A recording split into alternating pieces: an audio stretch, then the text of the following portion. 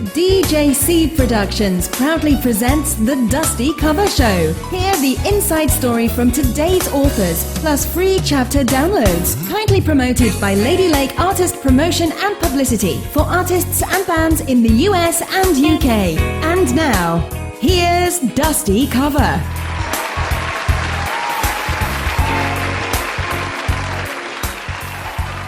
So welcome to the second Dusty Cover Show, a show all about books, playing the best indie music. And thank you all to my friends for tuning into my show and for helping promote me.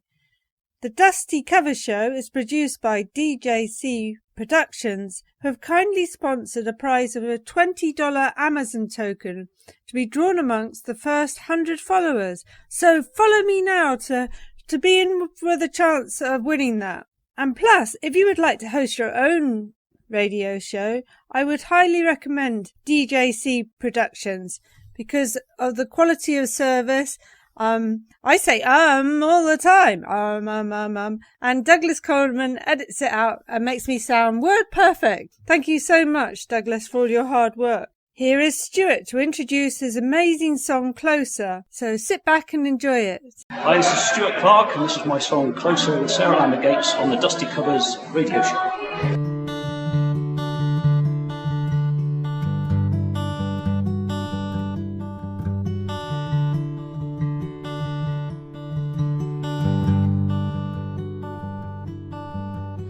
My high hopes crash into your indifference. You see, my love descends clumsily. It always lands in the wrong place. On the crowded ground, there's nowhere it can grow. Just a little soon or just a little slow.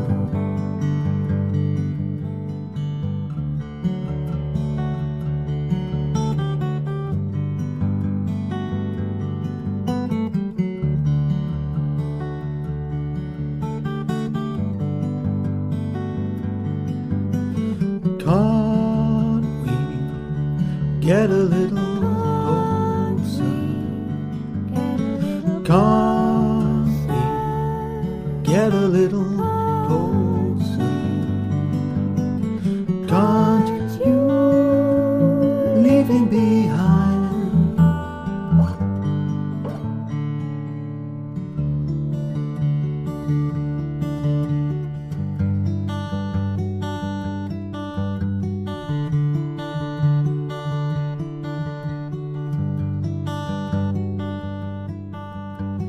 I can't blame you for guarding your broken heart. Guess I'm not much in comparison. How can I hope to fill your world? He was in your thoughts every waking hour.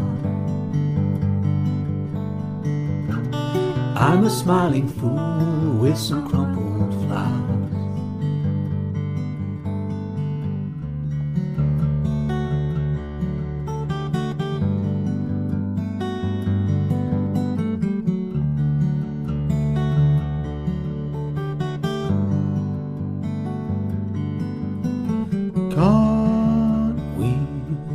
Get a little closer.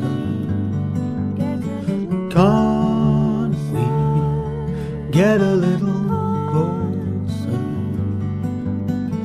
Can't you leave him behind?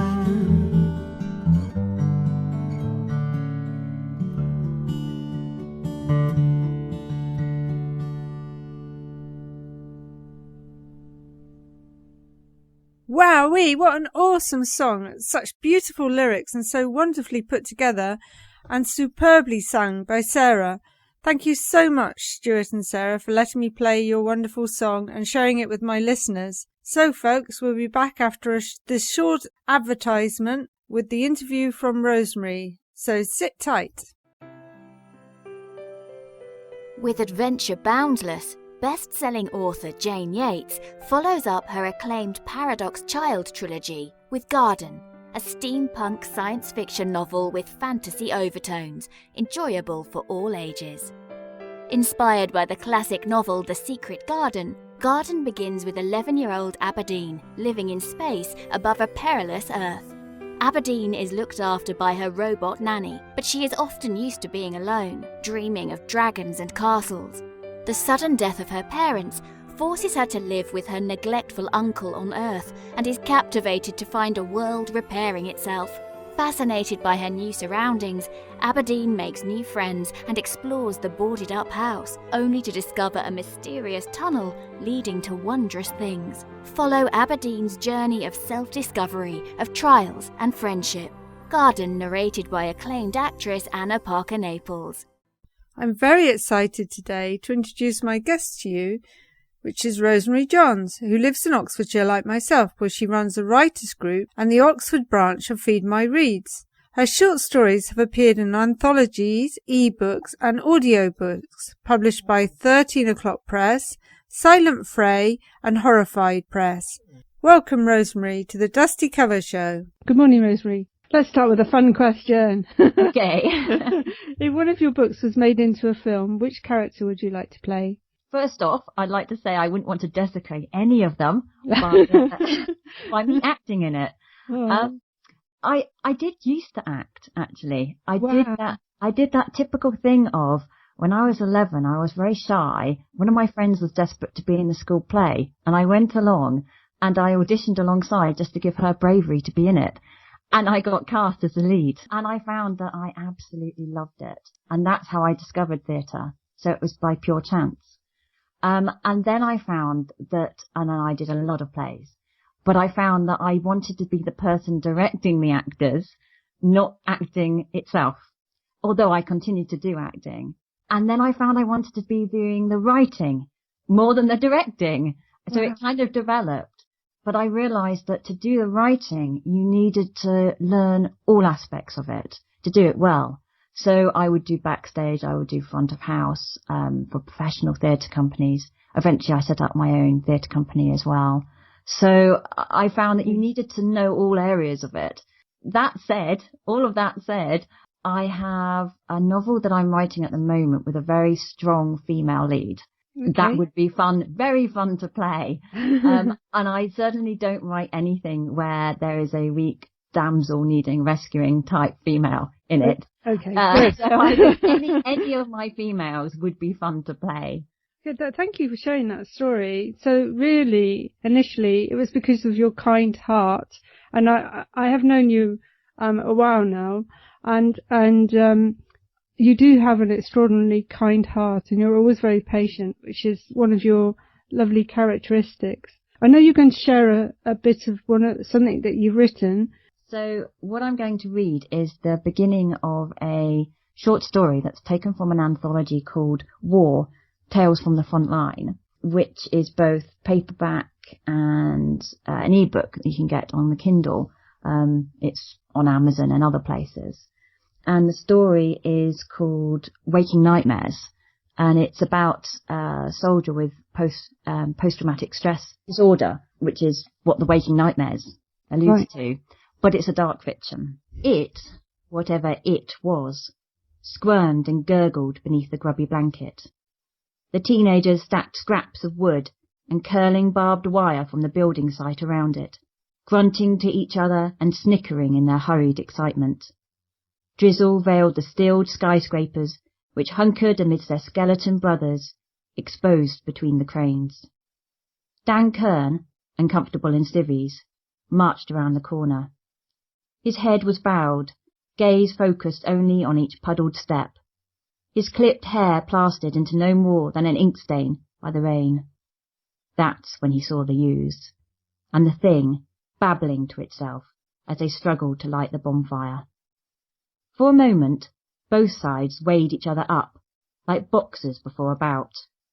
Jog on.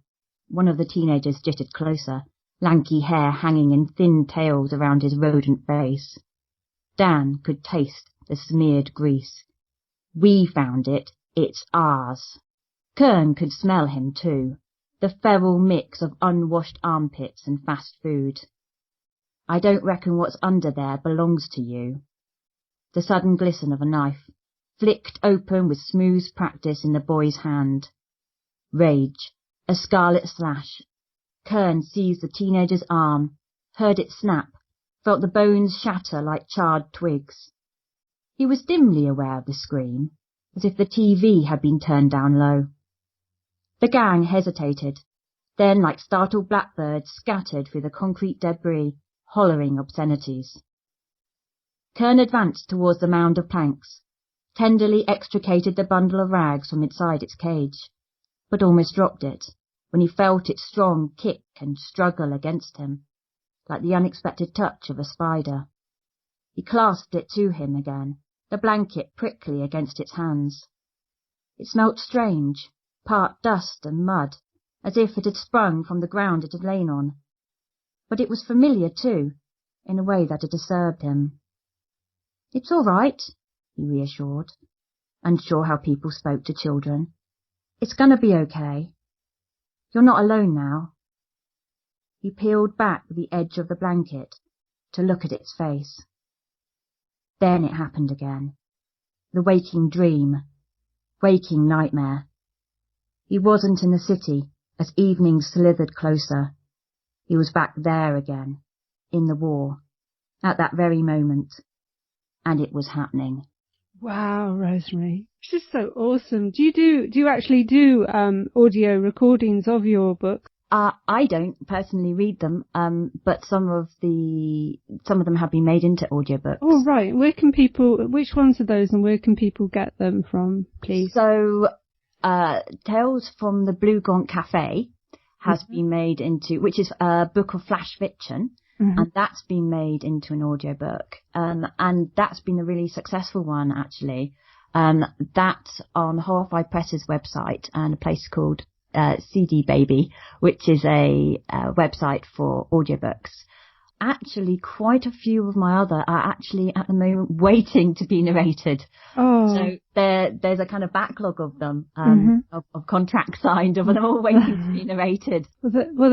Your voice is absolutely beautiful, and I think it would be lovely if you could do one, just one yourself, even a short story. I think it would be really popular. Thank you. I am planning to do some readings in Oxford. Oh, wow. Quite soon. I've certainly been asked to. Date hasn't been finalised, but I've certainly been asked to. So people can follow your Twitter, can they? Yes. So if you could say that. Yes, I have a Twitter account, Rosemary A. Johns, and I have an author's Facebook account, Rosemary Ann Johns, where I promote both my events and also the books that come out, and I will keep it posted. But I also call it the Scribblings of a Dark Fiction Writer, because I muse about things. So it's kind of a conversational style, but also writing about the mechanics of writing. And I always think writing's a craft as well. So I often have discussions about writing on there. Wow, that's really interesting. Thank you. I'll certainly keep my eye on that. So I think you've covered quite a few of my questions. So, but what keeps you motivated towards writing?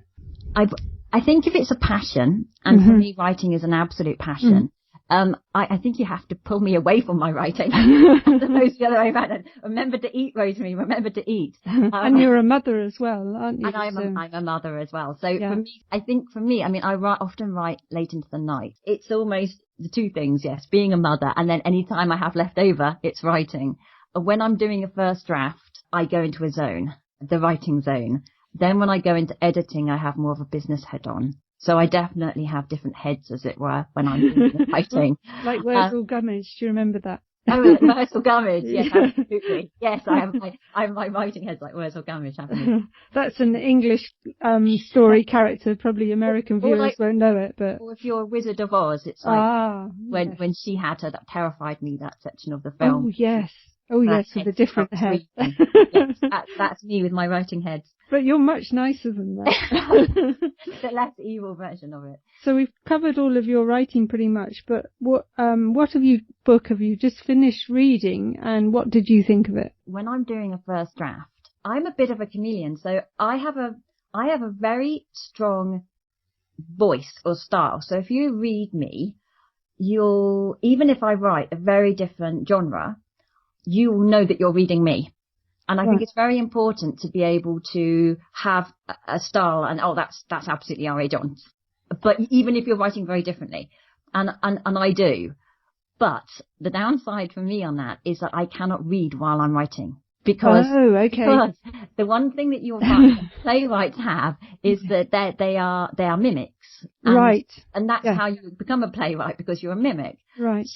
So therefore, if I were to read somebody else, if I were to be reading Sarah Waters or whoever while I'm writing, that there's a danger that I turn into Sarah Waters halfway through what I'm writing, which would be very disturbing. Well, so Rosemary, sorry to interrupt you, but it just made me think of, are you one of these people that when you phone up for a Chinese takeaway and you get a Chinese person, you start talking slightly Chinese? I'm incredibly careful not to do that. But sometimes you can't help it, can you? I'm good with accents, and I was good with accents as an actress. So yes, you're very cautious. Very cautious. But if I went on holiday to say in Wales, people could become offended because you'd suddenly start having a slight Welsh accent. Oh, that's yes.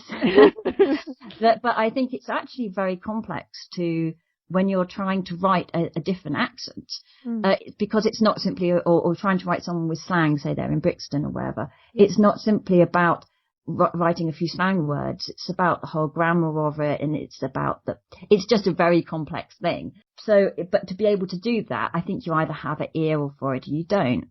But when you're writing something novel length, you can't suddenly slip in and out of it. But so anyway, I've just finished writing a first draft, and therefore, I have just started to read, and I've just started to read, my brother lent me Brian Aldiss' Hot House, which is fantastic. And I love Brian Aldiss because he can, create within like a page. So a lot of sci-fi writers have to spend 100 pages and use very long words, to get you into a world. And he can do it in half a page into a completely strange world and emotionally pull you into their day-to-day lives really, really fast. And that's a real talent that not many authors have at all. So I'm really excited about being able to read again for a short while before I start writing again. Yes, because I'm on editing stage at the moment. I think you have that skill though, because that short story I read of yours, the salesman one, that was only a short story, but it was so encapsulating. You really could feel what the salesman was feeling and what he was going through, and the problems with his wife and everything else. And it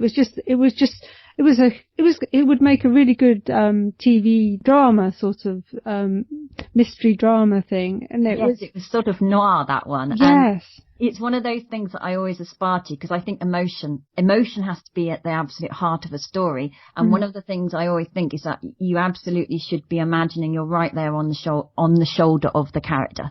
Yes. And if you're not doing that, then you've not got it quite right in the story.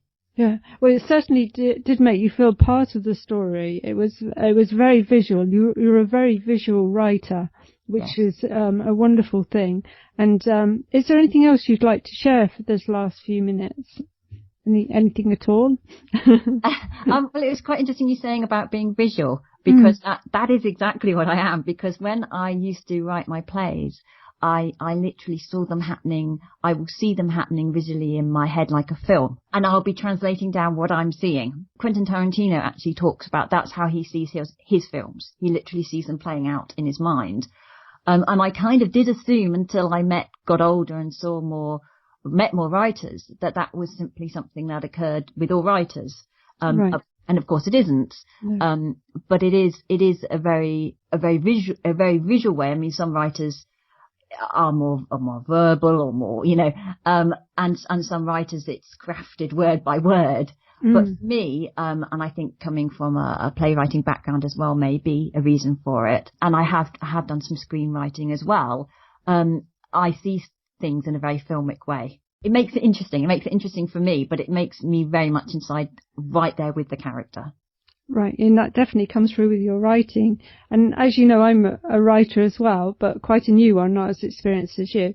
And being a dyslexic, I get the whole of my story all at once, all of it, boom. And then I have to sort of unmuddle it, all muddled up and everything. And the characters tend to take over. Do you find that with yours, the characters, sometimes you'll get a character and it just sort of pushes forward and wants to be more in the story, perhaps? A character kind of takes over. Yes. Sometimes. I have characters who I fall in love with. Oh, that's lovely. No. Oh, and I'm sure people do fall in love with your characters as well, because they are very real. Have you written anything about any dogs or animals or anything in any of your stories? I haven't read all of them. I have animals that I use in rather deliberately in stories. Mm-hmm. I mean, animals are really important. They are. In so many, but also they have so many uses within stories, and for how you want to get people to identify with characters, particularly. Mm-hmm. So I've used dogs in that way. Yeah. But I haven't had them as more central characters. I think, yeah, because my dog, Mandy, is like a huge part of my life and does creep into my stories. So I think I often pull in influences like people I meet and everything I meet and food I eat. And I'm very affected by the world around me and what's sort of going on in my own little world. So do you find that you pull a lot of influences from your own life and people you've met and things like that? I definitely don't, but I know that sounds strange. That's really good. That just shows you have a huge imagination. If you're inventing all of these people straight out, because they're so strong. Thank you. Put that slightly in context. What has occurred in my life has had a big influence on the way that I write. So I would say that I am a subversive artist. And that is hugely influential on why I write and how I write. And also from a theatre background, most people are subversive. So that you're challenging. So what you write is challenging. So the comfy lies that society tells itself. So that means that money can buy you happiness, or success will fulfill you, or that disabled people can't be successful. And there's 100 more of that type. And so that's incredibly important to me. And it's not telling you how to think, and nothing that I write offers up any easy ways of looking at life, because life isn't. It's incredibly complex. But they will be challenging something. And so from that point of view, everything that happens in my life has impacted on that. But I definitely don't. I think all of us take some influences, as I said, snatched, overheard pieces of conversation or these types of things, and the emotional impacts of my life obviously do. But I definitely haven't ever used anybody that I know, or an animal, or necessarily. I can't say that I do that type of thing at all. Okay, I just got one last question. Both you and I are very British, and most of the people listening in won't be from Britain. So do you think that British writers have a different perspective on life and the way they write? Or do you think that it doesn't make any difference from where you come from? I think we're all products of where we've been brought up, but I set some of my things in America. I have the characters, some of them are American. I've been told, some people think that I'm an American writer. Wow, that's a good compliment, isn't it? It is. So I don't necessarily think that you won't be understood, and I also think that it's good for people to read things. I've got a host of American writers that I love. I love European authors. If anything, that's my favourite. There's a number. I mean, I love German authors. I love Italian authors. So I love people from different places. But I think we're all part of where we were culturally brought up. It's just You have to be. So I'm a painter as well, and often people have thought that I'm African because of the bright colours I use. It's just that, but it's just, you can never really tell where someone's from. But I just thought maybe it was more telling in writing, but from what you're saying, we're at the end of the day, we're all human beings, aren't we? Yeah, we are. So I think that's probably it. I think it's quite interesting because I think that some of what I've written has got a very 19th century British dark fiction feel to it. Yes. And I think that slightly ironic black comedic underpinning to the dark fiction. But it's very much liked by the American audience. So, so I think that there's no reason. But I do think, I do think it has got a British feel to it. But I don't think that there's, in this global world, that it particularly matters. No, often they do like that anyway, don't they? The Americans, and we're very grateful for that. So anyway, Rosemary, thank you ever so much, and thank you for speaking to me. All check out Rosemary's links. She can give them again now quickly, the Facebook and the Twitter. Thank you. So the Facebook is Facebook and then Rosemary Ann Johns, and the Twitter is Rosemary A Johns. So we're coming to the end of the second show, and I just want to thank everybody for tuning in and for sharing this show and for all of your contributions. You are all awesome. Thank you. And also a big thank you to Rosemary Johns, our special guest today. Please check my website, www.janeyates.co.uk, for all of Rosemary's links. And also a huge thanks to Sarah, the amazing singing she did on the song Closer, and for Stuart for his fantastic writing of the song Closer. All the links to download the song if you liked it are on my website, which is again www.janeyates.co.uk. So please follow me on Twitter, Dusty Cover, and also on Facebook, Dusty Cover. So closing the book on the second show, it's Dusty Cover. Thank you.